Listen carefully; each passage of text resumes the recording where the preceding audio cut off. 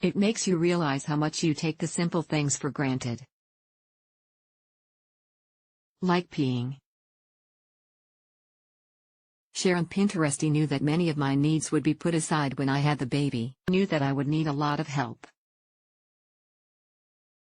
But I didn't know how difficult even the most basic level of self-care would be. That something as fundamental as going to the bathroom would become such a challenge.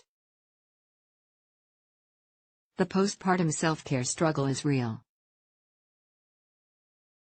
We can read all the books and laugh with Amy Schumer's Instagram posts. We can listen to strangers' birth stories on podcasts. We can try to imagine what it will be like for us. We can even have done it before, but it's never quite the same, and until we're in it, we have no idea. My brother joked with me at my baby shower that having a newborn is like going to war.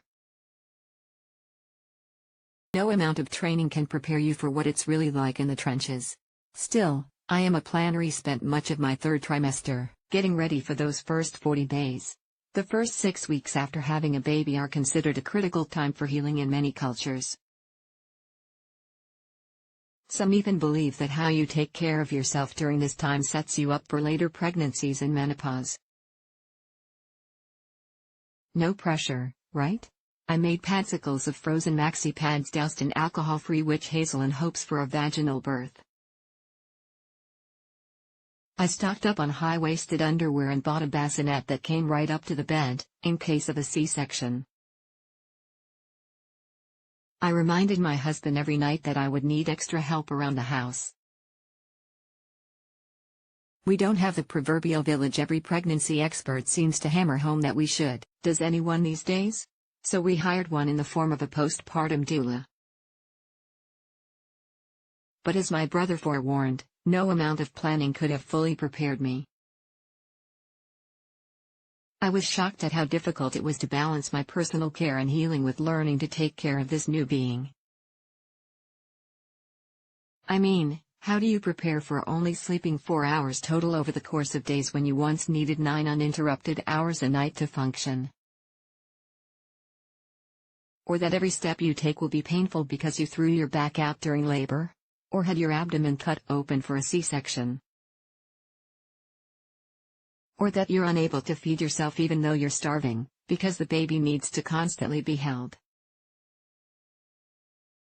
Or that you'll struggle to simply use the bathroom, because not only is it incredibly painful to do so, but you cannot just wipe and move on. No, now you have to wait for the sink water to warm up so you can rinse with a peri bottle, then apply your numbing spray, then replace your hospital-grade pad, which gives new meaning to the word maxi, then delicately stack a frozen pad on top, all before precariously pulling up your mesh underwear, or in my case, depends, so as not to knock the whole pile off.